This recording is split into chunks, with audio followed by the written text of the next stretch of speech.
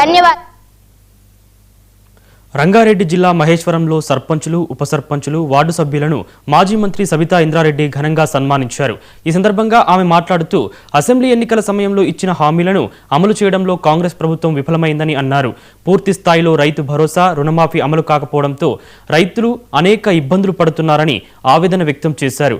కాంగ్రెస్ అధికారంలోకి వచ్చి 2 ఏళ్లైనా పేద ప్రజలకు సంక్షేమ పథకాలు అమలు చేయడం లేదని సబితా ఇంద్రారెడ్డి విమర్శించారు. అమ్మ మీరు ఈ నెల పెన్షన్ తీసుకుంటే 2000 వస్తాయి, ఒక్క నెల 4000 ఇస్తారు. వచ్చినాయా? రాలేదు. ఇంకో మాట కూడా చెప్పిండు, 2000 ఇస్తున్నారు, మీ అత్తకు 2000 ఇస్తున్నారు, నేను 4000 చేస్తా. మరి కోడలు ఎందుకు కాలేస్తా? కోడలు కూడా 2500 అన్నారు. వచ్చినాయమ్మ 2000? న్యూస్ కూడా లేదు కదా, న్యూస్ కూడా లేదు. కనీసం మైక్ పట్టుకుంటే కేసీఆర్ తింటుడు తప్పిస్తే ఇంకోటి ఏమన్నా ఉందా?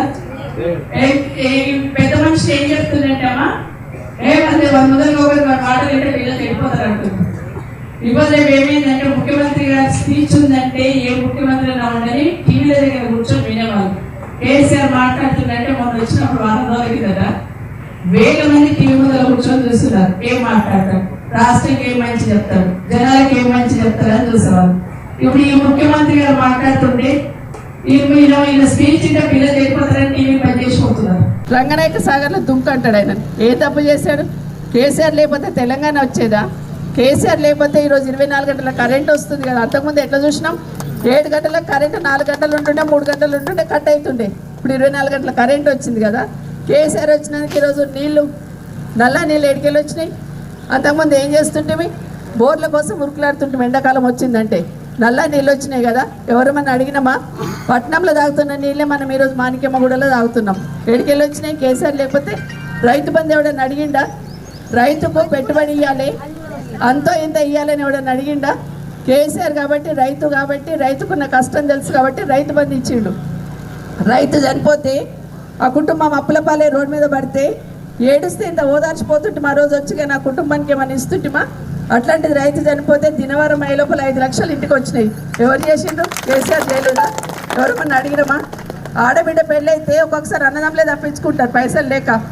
కానీ ఒక అన్నదమ్ముడిలాగా ఆడబిడ్డ పెళ్ళైతే 1,00,000 రూపాయలు ఇంటికి పంపించిండు.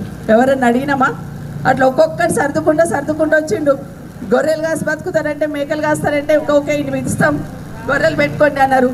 ఇంత చెరువు ఉందంటే ఇంత చేప పిల్లలు వేసి చేపలు పట్టుకొని ఉండేటోళ్ళు చేసుకోండి అన్నాడు. ఇట్లా ఒకటి సుధరాయించుకొని చెప్పినాడు. ఈరోజు యూరియా బస్తాల కోసం యూరియానికినే చేతన అయితే లేదు. పెద్ద పెద్ద మాటలు మాట్లాడుతున్నారు. ఏం చెప్పింది ఎలక్షన్ అప్పుడు వచ్చి? అమ్మ 2000 వస్తున్నాయి, అందుకే కృష్ణకు అడిగినా నువ్వు కూడా 100 రోజులు పెట్టుకున్నావు ఏం నాయన అని. 100 రోజులు పెట్టుకున్నామ్మా. అది రేవంత్ రెడ్డి పేటెంట్ అయిపోయింది. 100 రోజులలో అన్నీ చేస్తారు.